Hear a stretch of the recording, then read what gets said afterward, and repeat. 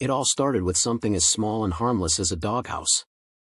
My Labrador, Duke, had been my loyal companion ever since my wife passed. He wasn't just a pet, he was family, my comfort on lonely nights and my partner on morning walks. When I built him a sturdy little house in the backyard, I thought I was doing a good thing. But the HOA didn't see it that way. To them, Duke's doghouse was an unauthorized structure, and they were determined to tear it down. Backhand index pointing right. If you enjoy real-life stories where ordinary people stand up against unfair rules, make sure to subscribe. It really helps keep these stories alive and growing. Life in our neighborhood had always been quiet. I kept my lawn trimmed, paid dues on time, and never caused trouble. Most of my neighbors were friendly, often stopping by to give Duke a pat or toss him a treat. It wasn't until Karen, the HOA's loudest enforcer, spotted the new doghouse that things took a dark turn. One afternoon, I found a bright orange notice taped to my front door. In bold print, it read, "Unauthorized structure detected. Remove immediately or face daily fines." I chuckled at first. Surely this was a mistake. The doghouse was small, no bigger than a garden shed, painted neatly to match my home. It was built on my property, behind a privacy fence. Who could possibly complain? The next day, I got my answer. Karen marched up to me while I was watering the flowers. "That thing in your backyard," she barked, "violates HOA standards. You'll need to remove it." "It's just a doghouse," I replied, trying to stay calm. "My Duke needs shelter. It's not bothering anyone." She crossed her arms.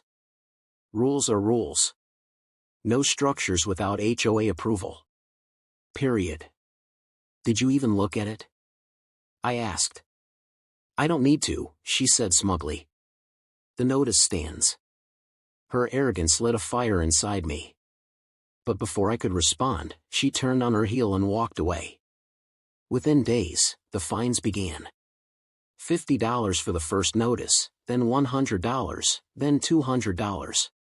Each letter came with the same demand: remove the doghouse. I tried reasoning with the board. At the next HOA meeting, I stood up and explained, "This isn't a shed or a garage. It's a doghouse. It's humane, it's safe, and it's on my property." Karen cut me off. "We don't allow unsightly structures, period. If we let you keep it, others will start building anything they want. That's chaos." The board members nodded half-heartedly, clearly more afraid of Karen's wrath than interested in fairness. Frustrated, I asked, "So you'd rather my dog sleep in the rain?" "Get him an indoor kennel," she shot back. "Or better yet, don't keep animals if you can't follow rules." Gasps filled the room. Even some neighbors looked shocked at her cruelty. Duke wasn't just my dog, everyone knew how much he meant to me. That night, I sat on the porch with Duke resting his head on my knee. My anger simmered as I rubbed his fur. I thought about giving in, tearing down the doghouse just to avoid more fines. But when I looked at Duke, I knew I couldn't. He deserved better, and frankly, so did I. Then it hit me.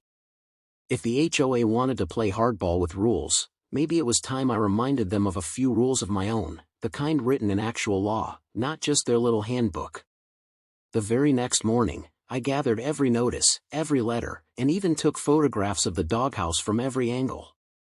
I measured it, documented its safety, and double-checked the zoning codes. As I suspected, the HOA had no legal standing. They could fine me for tall grass or paint color, but they had no authority over a simple doghouse built well within county regulations. The plan started forming. Instead of tearing it down, I was going to push back, not with anger, but with the truth. And I had every intention of taking it all the way to court if I had to. By the time the sun set, my paperwork was ready. Duke wagged his tail, unaware of the storm brewing. I scratched behind his ears and whispered, "Don't worry, boy. They picked the wrong fight." Because this wasn't just about a doghouse anymore, it was about principle, dignity, and proving once and for all that bullies, no matter how official they sound, don't always get the last word. I couldn't stop replaying the HOA board's smug expressions in my mind, the way they had laughed when I defended my doghouse, as though it were some silly, childish project instead of a shelter for Max, my dog and family companion. But the court date was set, and I knew I had to gather everything. What they didn't realize was that I had more than enough to show they were wrong. I spent nights combing through the HOA bylaws. Nowhere, literally nowhere, did it mention restrictions on pet structures under a certain size.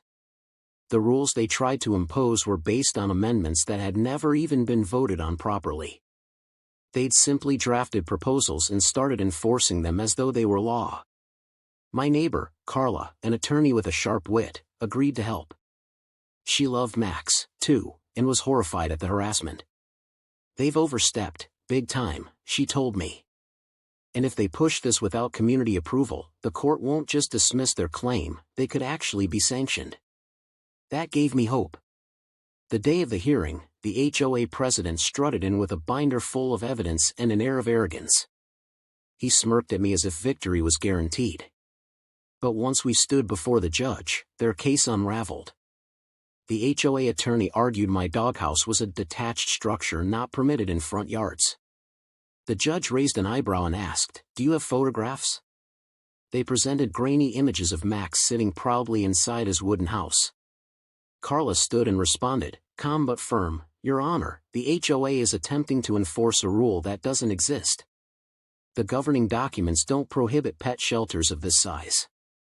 In fact, the only restrictions apply to sheds over 120 square feet. The doghouse in question is 3 by 4 feet. She handed over side-by-side comparisons, bylaws, and even minutes from HOA meetings showing the so-called ban had never been passed. The judge flipped through the documents. The HOA president shifted uncomfortably. Finally, the judge looked up. "This board has no legal standing here.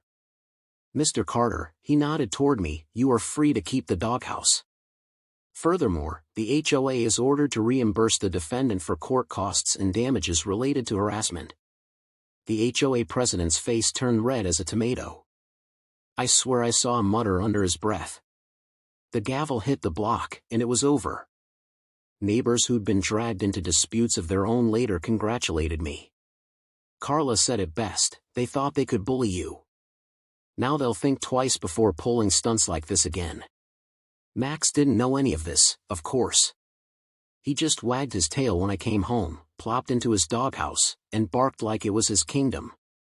Within weeks, the HOA mailed out a clarification letter to all homeowners, quietly admitting that enforcement had been misapplied.